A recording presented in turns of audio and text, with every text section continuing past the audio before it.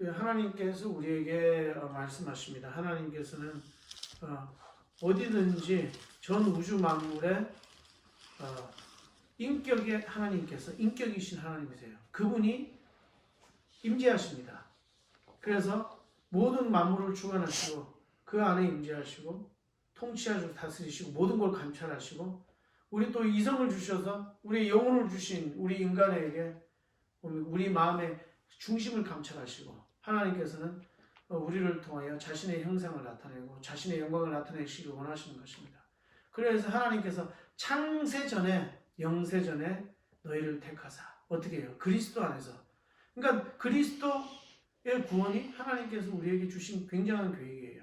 그 우리가 새로운 피조물로 거듭난다는 것은 인간의 참된 참 인간의 완성입니다. 하나님의 자녀들, 하나님의 아들들이라고 불리고 받을 것이다. 그것이 우리의 인간의 본연의 정체성임을 우리가 알아야 됩니다. 그러나 그리스도를 그 있는 믿음 안에서, 그리스도 안에서, 그리스도 밖에 있으면 인간은 인간이 아닌 거예요. 하나님께서는 우리에게 말씀을 주셔서 그 말씀을 우리가 순종하도록 그 명령을 지켜 행하도록 하나님께서 하셨습니다. 그렇기 때문에 하나님의 말씀이 굉장히 중요한 거예요. 아담이 하나님의 말씀을 본연의 말씀을 떠나게 되어버립니다. 그것이 어떻게 보면 하나님 앞에 죄가 된 겁니다.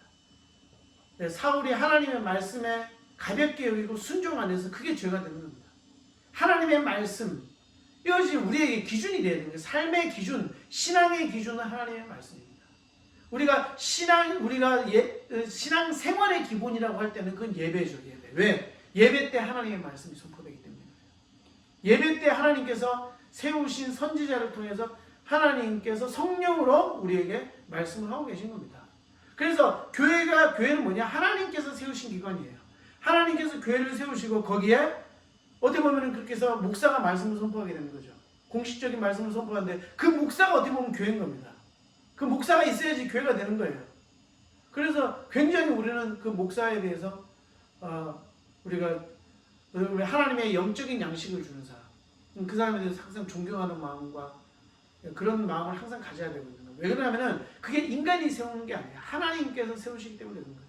우리가 똑같은 형제자매죠. 그렇지만 말씀을 가르치는 자를 존경하라. 이렇게 얘기해요. 그러면 목사가 해야 될 가장 중요한 역할은 뭐냐?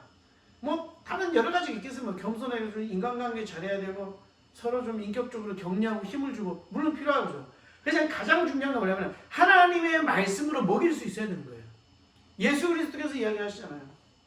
사단은 어떻게 하냐면 풍파와 세상에 있는 그런 걸 막 해가지고 있잖아요. 시대 상황. 그걸로 있잖아요. 막 파도가 막 몰아치고 우리의 믿음이 막 작은 믿음이 막 벌벌 떠는 거죠. 근데 그리스도께서 보여주신 건 뭐냐면은 믿음이 뭐냐면은 하나님의 말씀이에요. 하나님의 말씀을 진리 있는 그 말씀대로 그것이 진리의 말씀인 것을 내가 믿음으로 받아들여요. 그걸 믿는 거예요. 하나님의 말씀. 그래서 어떻게 됩니까? 사단이 너에게 세상을 보여주고 영화를 보여주고 산에 올라가서 하고 네가 나에게 경배하라. 근데 기준이 뭐냐? 하나님의 말씀이에요. 너는 너 생각으로 말하지만 나는 하나님의 말씀으로 말한다 이거예요. 우리가 우리의 생각으로 모든 걸 판단할 때는 우리는 속아 넘어갈 수가 있어요. 우리의 작은 믿음으로 이건 모든 걸 판단하고 하나님의 말씀에 딱 서 있지 않은 믿음은요. 어떻게 됩니까? 풍파가 딱 몰아치고 막 이렇게 하면요. 그것에 어떻게 돼요? 불안이 오는 거예요. 두려움이 오는 거예요. 용기를 가지고 하나님이 주신 그 언약의 일을 행하지를 못하는 거예요. 그 약속을 바라보고 가나안 땅에 나가지를 못하는 거예요. 홍해를 건너지 못하는 거예요. 왜? 하나님의 말씀을 의심하기 때문에. 하나님의 말씀이 바로 그것을 기적을 행하고 역사를 일으킨다는 그 자체를 모르는 거예요. 하나님의 말씀이 능력입니다. 그래서 우리는 하나님의 말씀에 근거해 있지 않을 때 하나님께서는 그 성경을 통해서 우리에게 말씀하시죠. 선지자를 보내서 교회를 통해서 말씀하십니다. 목사를 통해서. 그리고 어떻게 됩니까? 시대를 통해서 하나님께서 말씀해 주시죠. 그래서 우리는 항상 성곽을 분별하는 자가 돼야 돼요. 뭘로? 말씀으로 분별해야 됩니다. 올바른 신앙생활은 그래서 우리는 뭐냐면은 예배에서 나오고 그리고 그 말씀을 얼마나 말씀 듣는 태도, 자세 거기에 대해서 우리의 정말 뭐냐면 신앙의 자세 자세. 그것이 마음이 겸손한가 안 겸손한가. 아니면 하나님 앞에서 자세. 그게 뭐냐면 말씀 들을 때 모든 것이 다 드러나는 거예요. 이 말씀을 내가 어떻게 받아들이는가. 아주 내 생각하고 부딪히는 게 있는가. 우리는 그것을 굉장히 우리가 하나님 앞에서 정말 내 마음 깊이 정말 생각을 하면서 내 생각 속에서 하면서 하나님의 말씀을 내가 어떻게 받아들이는가. 그걸 믿는가 정말. 내가 믿음으로 하나님의 말씀을 받아들이는가. 내가 정말 용기 있게 하나님의 말씀을 순종할 자세가 되어 있는가. 그것이요 우리에게 꼭 필요한 것입니다. 우리는 물론 사람에게 격려하는 메시지도 해야 됩니다. 힘을 줘야 됩니다. 왜냐하면요 이 믿음이 이 세상을 살아나갈 때 얼마나 많은 일이 있겠습니까? 하나님께서 그 개인을 훈련하시거든요. 그런데 보면은요 훈련할 때 욕같이 이런 상황에 빠질 수도 있고 여러 가지 상황이 있어요. 어려운 상황에 빠질 수도 있고. 그러나 그들을 격려하고 힘을 줄 수 있어야 됩니다. 하지만 우리의 신앙이라는 그 자체는요 생명이에요. 다른 어떤 거가 또 바꿀 수가 있는 게 아니에요. 우리의 예배, 이건 우리의 신앙에 근거한 거예요. 왜냐하면 하나님이 가장 우선이라는 거예요. 우리의 신앙이 우선이에요. 우리의 신앙이 없으면 뭐예요? 아무것도 존재하지 않는 거예요. 우리에게는 소망이 없어요. 우리의 신앙이 없다면 우리의 믿음도 없것이요. 예수 그리스도를 믿는 것, 하나님이 최우선이 아니면, 하나님이 우리의 전부가 아니면, 예수 그리스도가 나의 전부가 아니면 그 무엇이 소용이 있겠냐 이거예요. 우리 삶에 뭐가 소용이 있겠어요? 다 무너져 버리는 거예요. 그래서 그 믿음이, 그 신앙이 얼마나 중요하게 이 신앙을 지키기 위해서 어떻게 해요? 나를 죽여라. 옛날에 순교자들 보세요. 나를 죽여라. 나를 갈기갈기 찢고 고문을 당하고 죽여라. 나는 그리스도를 잃지 않겠다. 이런 것이 순교자의 정신. 그것이 바로 증인이고 신앙인이에요. 진짜 살아있는 생명은요. 박해가 가면 갈수록 더 기쁨을, 담대함을, 용기남을 그렇게 하고 있겠지만요. 이제 이런 코로나 시대를 통해서 가짜 신앙들은요. 조금만 물결을 막 요동쳐도요. 하나님을 의심하고 말씀을 신뢰하지 못하고 세상에 있는 그 메시지를 받아들이는 거예요.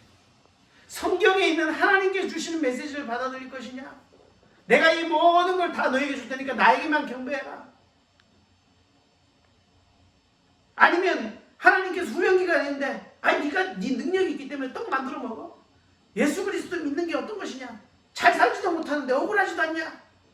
예수 그리스도 믿는 게 이렇게 힘들고 핍박받는 것이냐? 남들은 다 잘 사는데 우리는 왜 이러냐?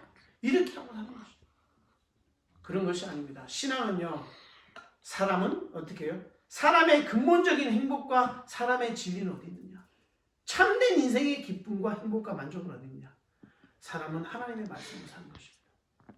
하나님의 말씀에 순종하고 그분의 말씀. 얼마나 이게 중요한 건가? 그리스도께서 우리를 위하여 자신을 산 제물로 하나님께 주셨어요.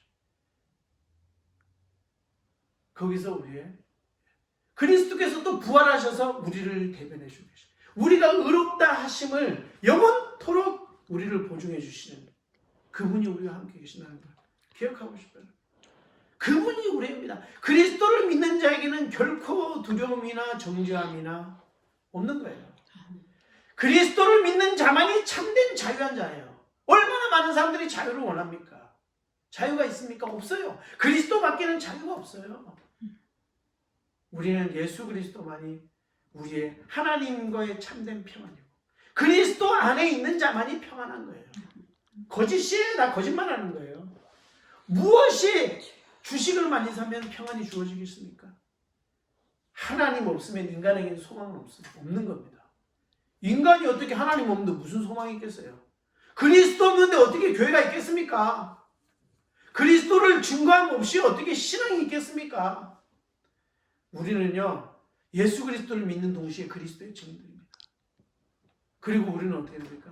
참된 우리는 신앙인이요 믿음이기 때문에 우리는 이 신앙을 지키기 위해서 이 신앙을 생명보다도 소중하게 붙들어야 돼요. 다른 것 모든 것 사라져도요 궁극적으로 우리에게 가장 필요한 것 이거 한 가지밖에 없기 때문에 우리의 이 살아있는 신앙 이것을 지키기 위해서예요. 우리는요. 목숨이라도 내놓을 수 있습니다. 너 목숨을 바꿀라? 참된 신앙을 가진 자들은요 결코 타협하지 않았어요.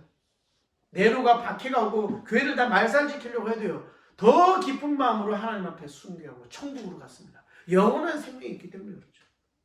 내가 80 지금 9세 뭐 87세인가요? 그런데 내가 지금 조금 있으면 천국 갈 건데 그깟 내가 그리스도 부인하고 화양당하는 거 무서워가지고 그거 두려워가지고 영원한 생명을 포기할 바보처럼 보이냐? 그것이 신앙입니다. 기본적인 신앙이에요. 우리는 이런 시대에 있어서 얼마나 하나님께서 그럼에도 불구하고 또 다른 한면으로 말하면 하나님의 계획이 맞아요. 그러면 코로나 있으니까 그렇게 나오지 마라 이런 얘기가 아니에요. 그러면 그럴수록 우리에게 원래 받았던 이 예배의 축복 얼마나 감사한 거예요. 그 추억을 생각해 보세요. 얼마나 아름답게 한국교회가 예배를 마음껏 드리고 연합해서 부흥 예배를 드리고 그거에 대해서 우리는 지금 감사해야 돼요. 얼마나 감사했습니까? 얼마나 하나님께서 교회를 높여줬습니까? 그러면요 그 은혜를 잊지 않고요 조금 박해왔다가 해서 막 아이고 예배가 뭐 어쩌니 뭐 정말 그 감사가 배은망덕한 겁니다.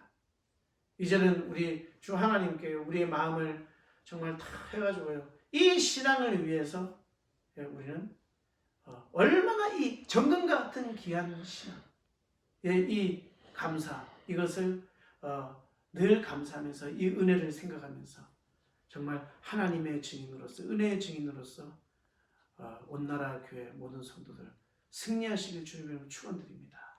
이 믿음으로 승리하시길 주님으로 축원드립니다. 기도하겠습니다.